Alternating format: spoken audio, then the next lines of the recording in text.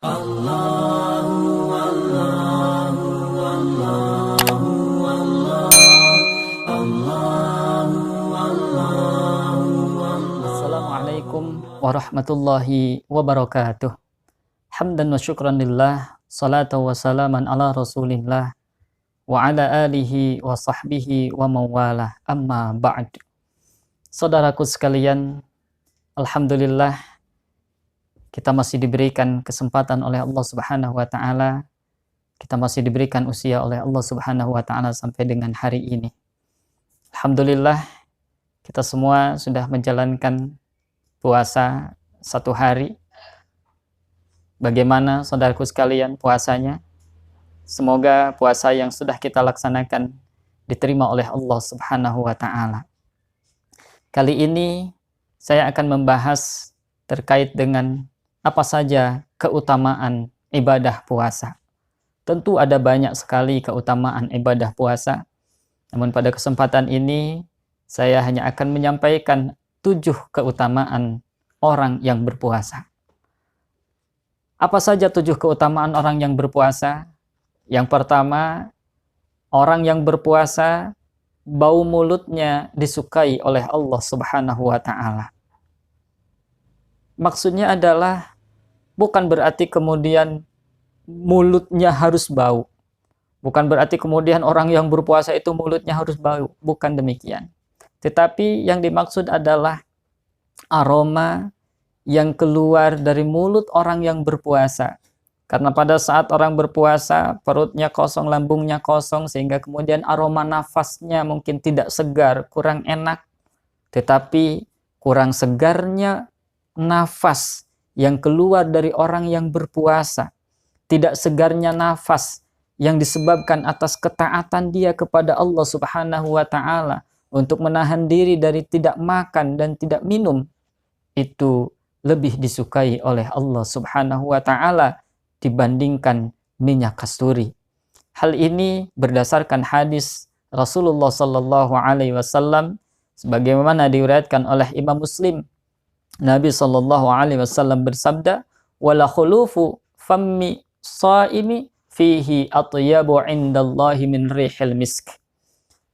Sungguh bau mulut orang yang berpuasa lebih harum di sisi Allah daripada bau minyak kasturi.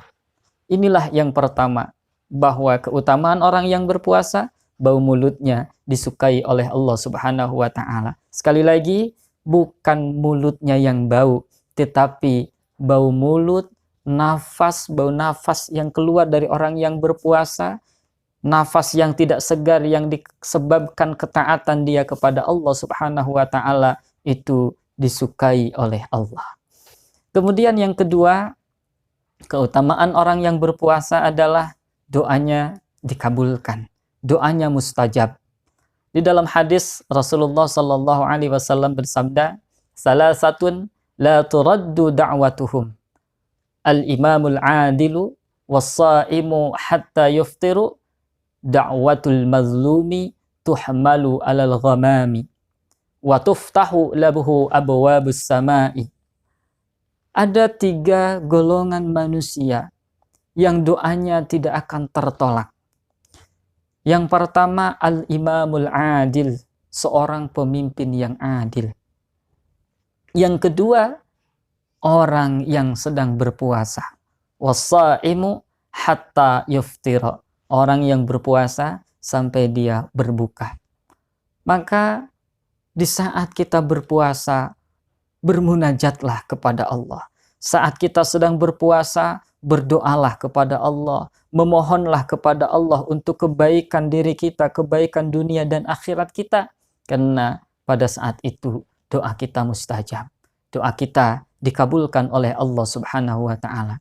Terutama saudaraku sekalian, saat ini kita sedang berada dalam pandemi COVID-19 yang sudah menjangkiti 2 juta orang lebih di seluruh dunia ini, termasuk hampir 8.000 orang masyarakat Indonesia yang sudah terjangkit virus corona ini.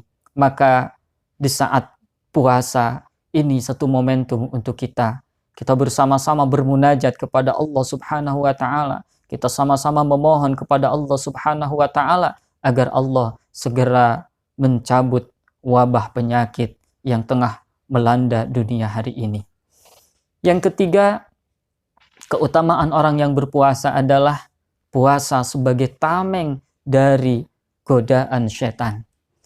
Dalam salah satu hadis yang diriwayatkan oleh Abu Hurairah radhiyallahu anhu, anna Rasulullah sallallahu alaihi wasallam qala, "Idza jaa Ramadhanu futihat abwabul jannah wa ghulliqat abwabun nar wa suffidat asyayatin."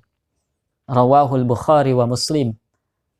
Dari Abu Hurairah radhiyallahu anhu bahwa Rasulullah sallallahu alaihi wasallam telah bersabda, kata Nabi, "Idza jaa Ramadhanu futihat abwabul jannah." Apabila datang bulan Ramadan, maka dibukakanlah pintu-pintu surga. Wa ghulliqat abwabun nar. Allah kunci, Allah tutup rapat-rapat pintu-pintu neraka. Wa suffidat asyayatin, dan setan-setan dibelenggu. Saudaraku sekalian, maka di bulan Ramadan ini harus kita jadikan sebagai momentum untuk lebih meningkatkan diri kita, meningkatkan kualitas keimanan kita kepada Allah Subhanahu wa taala, meningkatkan kualitas dan kuantitas ibadah kita kepada Allah Subhanahu wa taala. Bukan kemudian berarti di bulan Ramadan ini tidak ada godaan setan, tidak ada bujuk rayu setan, tentu akan selalu ada. Tapi saudaraku sekalian, dengan ibadah puasa, maka kita punya tameng, kita punya perisai, kita punya pelindung. Karena biasanya saat kita berpuasa, kita lebih mampu mengendalikan hawa nafsu kita. Saat kita sedang berpuasa, kita akan lebih mampu mengendalikan diri kita sehingga tidak terjebak pada perilaku-perilaku kemaksiatan. Yang keempat, keutamaan orang yang berpuasa adalah mendapatkan ampunan dari Allah Subhanahu wa taala. Siapa di antara kita yang tidak punya dosa? Tentu kita semua punya dosa. Bahkan mungkin bukan punya, banyak dosa. Karena sebagai manusia biasa, kita tidak akan luput dari dosa dan kesalahan. Kita tidak akan luput dari kekhilafan. Disengaja atau tidak disengaja, besar atau kecil, kita semua punya dosa. Dan siapa di antara kita yang tidak ingin dosa-dosa kita diampuni? Tentu kita semua berharap agar dosa-dosa kita diampuni oleh Allah Subhanahu wa taala. Dan ibadah puasa di bulan Ramadan itu akan menjadi salah satu wasilah, salah satu sebab Allah mengampuni dosa-dosa kita. Di dalam hadis yang diriwayatkan oleh Imam Al-Bukhari, Rasulullah sallallahu alaihi wasallam bersabda, "Man shoma Ramadhana imanan wa ihtisaban, ghufira lahu ma taqaddama min dzanbih." Barang siapa yang berpuasa di bulan Ramadan imanan, dengan landasan iman, atas dasar keimanan, dalam kondisi dia beriman kepada Allah Subhanahu wa taala, wahtisaban, dan dia hanya mengharapkan pahala dari Allah Subhanahu wa taala, ghufira lahu ma taqaddama min dzanbih, maka dia akan diampuni dosa-dosanya yang telah lalu. Yang kelima, keutamaan orang yang berpuasa adalah menjadi orang yang bertakwa. Di dalam Al-Quran surah Al-Baqarah ayat 183, Allah Subhanahu wa ta'ala berfirman, A'udzu billahi minasyaitonir rajim, bismillahirrahmanirrahim.